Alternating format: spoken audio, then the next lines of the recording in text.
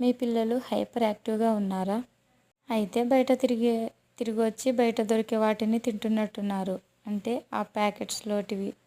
బయట దొరికే ఫుడ్స్ అట్లాంటి వాటిల్లో రెడ్ 40 అలాగే సన్‌షైన్ యెల్లో అలాంటి ఫుడ్ కలర్స్ చాలా ఎక్కువగా వాడతారు.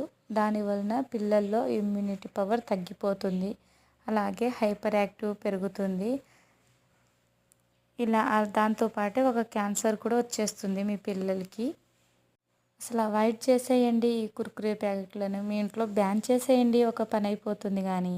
ఏం కాదమ్మా, మా చిన్నతనంలో మేము కూడా ఇలాంటివే తిన్నాము అని అనుకున్నారే అనుకో, మీరు తిరిగిన వాతావరణం, మీ చిన్నతనంలో దొరికిన ఆ వాతావరణము, ఇప్పుడు వాళ్ళకి దొరుకుతున్న వాతావరణం వేరు కదా. నక్కకి నాగలోకానికి ఉన్నంత తేడా అయితే ఉంటుంది. మీరే మీ పిల్లలకి హెల్త్ పరంగా సపోర్ట్ చేయకపోతే ఇంకెవరు చేస్తారు చెప్పండి.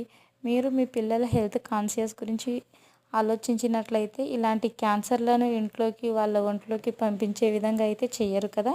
అయినా సరే మేము తింటాము అంటే ఇంక నేను ఒప్పుకోనండోయ్. అసలే సీమ పిల్లని తరుముకుంటూ వచ్చేస్తాను చూడండి. ముఖ్యంగా గర్భిణీ స్త్రీలు అలాగే చిన్నపిల్లలు చాలా వరకు ఫుడ్ని అయితే బయట ఫుడ్ని అవాయిడ్ చేసేయండి. మీకు అంతలా తినాలి అనిపిస్తే మీ అమ్మని అడగండి. ఇంట్లోనే నీట్గా చాలా హైజీనిక్గా అయితే చేసి పెడుతుంది. మీ అమ్మని అడిగితే నేను చెయ్యను పెట్టను అని ఒక్కసారి కూడా అనదండి. ఒకసారి ట్రై చేసి చూడండి.